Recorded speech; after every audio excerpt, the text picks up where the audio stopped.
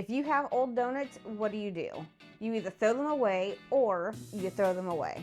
But what if I told you I found an amazing third option and somewhat of a odd idea?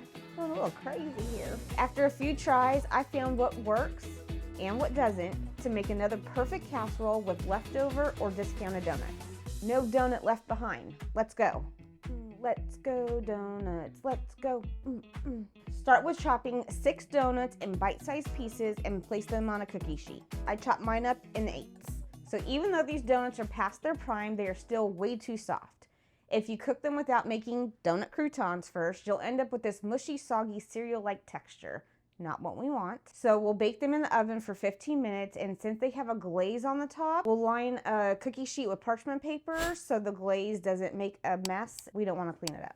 While these are toasting, we're going to whip up the custard. You'll need a cup and 2/3 of half and half, 4 eggs, a tablespoon of vanilla, a half a cup of sugar, and a 1/4 teaspoon of salt. Remember, the full recipe is at the end of the video, so stick around. Why whisk by hand when you have an immersion blender to do the work for you? Custard's done, so let's prep our dish. First, don't forget to spray our Pyrex with this cooking spray. This simple prep work makes cleanup so much easier. This is a 2.5 quart casserole dish we borrowed from our good friend Carmen. Thanks again. Look, it even has Pyrex in capital letters. It's fancy.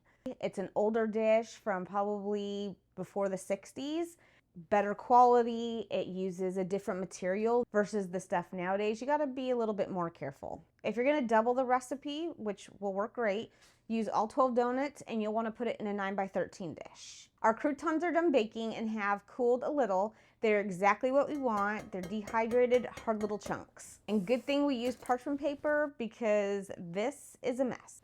Pour the custard over the croutons and stir it around to ensure every donut is coated. Think of it like a bowl of cereal. You want the right amount of wet, and these donuts are the perfect crouton texture to help absorb all of that nice custard. Now let's bake it at 350 for 40 to 50 minutes.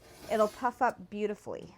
Because as you can see, this meal comes together real quick, perfect for a weekday breakfast or better yet, Sunday brunch, whether it's 11 o'clock or 2 o'clock. While the donut casserole is baking in the oven, let's whip up a homemade strawberry glaze because let's face it, who doesn't adore a jelly-filled donut? But our glaze is going to be something special, made from fresh strawberries. If you prefer strawberry jelly and not to make this extra step, that's an option too. Dice about 10 strawberries or about 6 ounces if you're going to weigh them.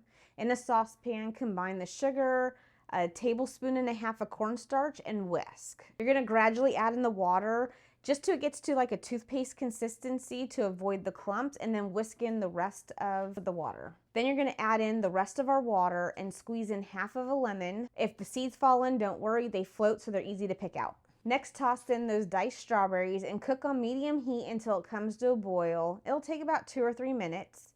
Now turn it on to a simmer and continue to cook until it starts to thicken a little and it's a nice glossy look.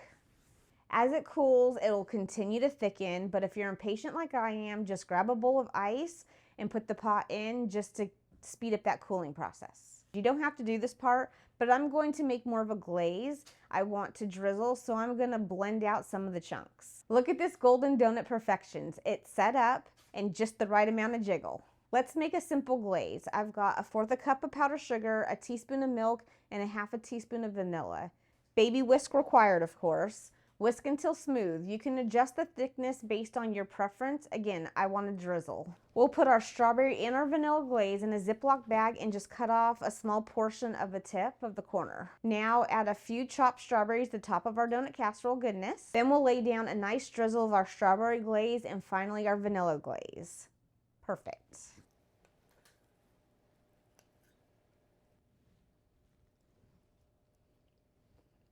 That's good. You get that donut flavor that you want. I mean, it's a donut casserole. The glaze, glazed donut. The strawberry, so much better than what they fill strawberry donuts with. It looks beautiful and it tastes really good. I don't know if you see how moist and fluffy it is. Thank you for joining me in the kitchen today where we turn simple ingredients or even leftover stale ingredients into a masterpiece. Be sure to subscribe for more delicious recipes. Until next time, happy cooking.